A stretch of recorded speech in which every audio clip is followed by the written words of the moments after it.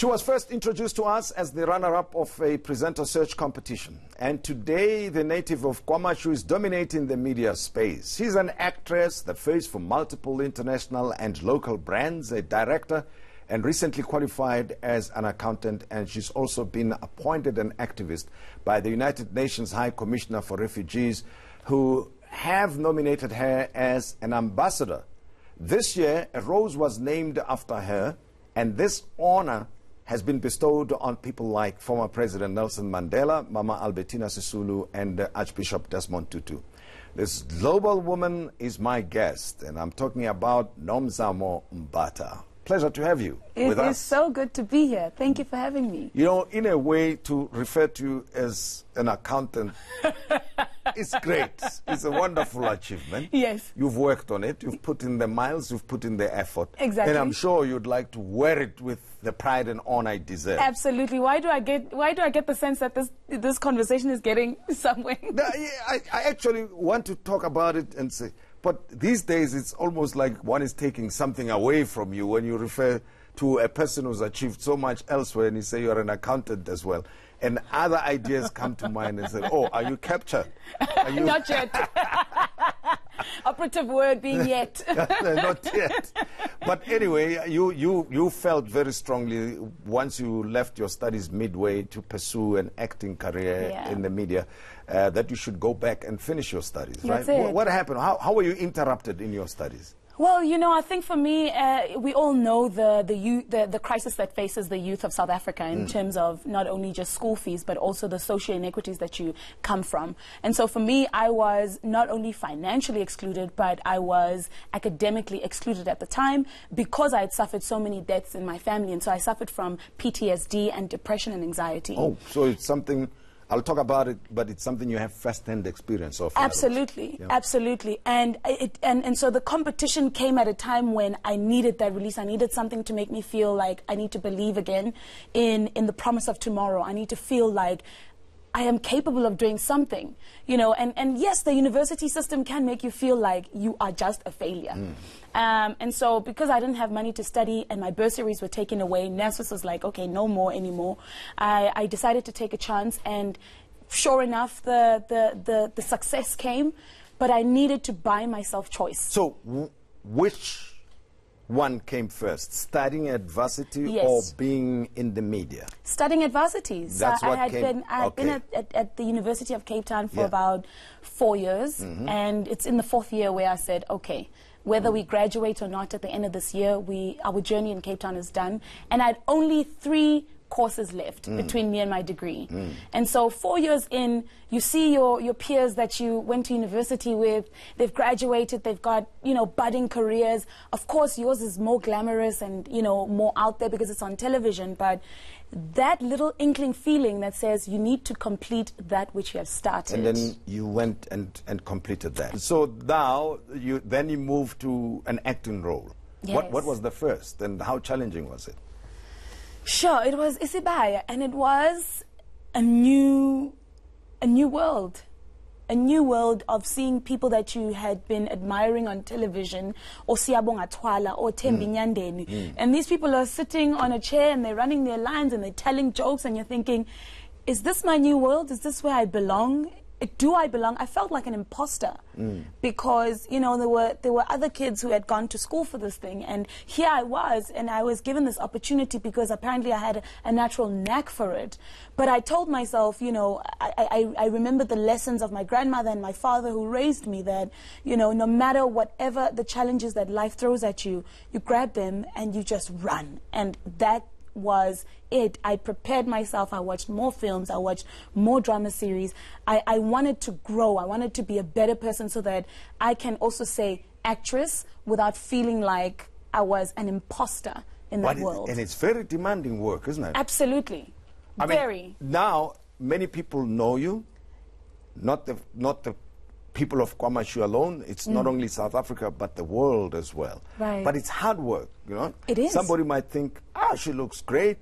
She's animated, energetic, and your word, big mouth as well. You said, you know, you say what you want to say. Yeah. But to be there and turn it into a success, especially in the company of the established actors, Right. is no mean feat. It requires a lot from you. Yeah. Tell me about the whole experience of preparing yourself and making sure that you crack it and you turn it into success. Sure. I think discipline is one of the many traits that a lot of people need to have. Discipline will set you apart, and it will set your journey apart, whether you sink or you swim. And I think a lot of people underestimate the power and the value of discipline. To say that, yes, my peers are out partying, and I probably can't join them, but discipline says, sit at home, read a book so you can understand the power of storytelling, so you can understand what it means to actually listen and respond, because that's what acting is. It's about responding to your co-star that's next to you. It's about buying the books. It's about investing in your career, and investing not only with time but financially as well. And it just took a lot of discipline for me. But I tell you what, the 15-hour days I was never ready for. And you can't tap out and say, I'm taking a break. No, we all go on break at 12:30. After 12:30 we are back on set. It's demanding to wake up at 4:30 in the morning. It takes a toll on you when you, I mean, I was sleepwalking in my first year of Isibaya, because I'd wake up at 2 in the morning without realizing that it was 2 in the morning. But then that discipline... Jolting out of bed and saying, oh, I'm late, my driver's here, and I go to the shower and I switch on the water, and before I go in, I say, go check your phone, what time is it? 2 o'clock. And then you've lost whatever amount of hours of sleep. You know that you have to count. Yes.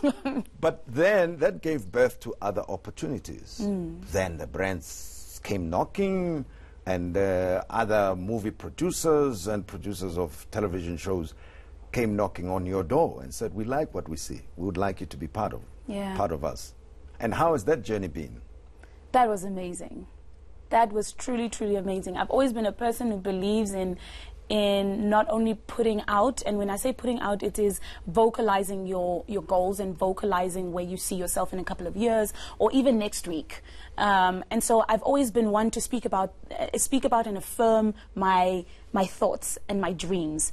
And so that's why a lot of things that are happening in my career or happened throughout throughout the lifespan of where I am now. Some things obviously take you aback because you don't know the journey, but the destination looks familiar because you've already spoken about it a couple of years ago. Accounting is coming back to play because the deals are coming through, there are payments being made. Of course. Now you can count the money and account for it properly. Yes, I am my own CFO. Now it comes in handy, doesn't it? No, it definitely does. Yeah. And also making financial decisions about, you know, what's the value of time, and what is my, I always say there must be an ROI. Yeah. The brand must see their ROI, I must also see my ROI. Okay. And for those who don't know what ROI is, it's return on income.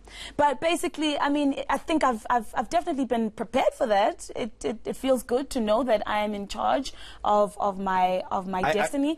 But definitely the flower was a big moment for me, sure. and to know, wow, okay. Well, and probably you charge for this question, the response to it.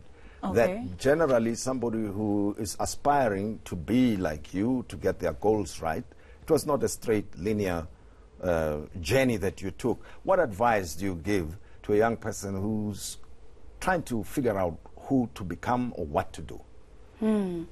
My advice would be, number one, do not compare your step 2 to someone else's step 10.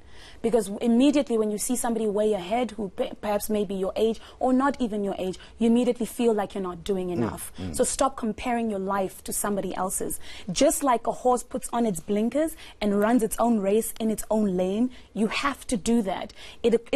When you put on your blinkers on, it requires so much discipline. It requires so much self-reflection. You are able to think clearer and think better. So do not compare your journey with somebody else. Be disciplined and remember who you are, because that will set you apart. All right.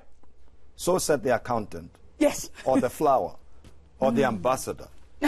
Or the actor.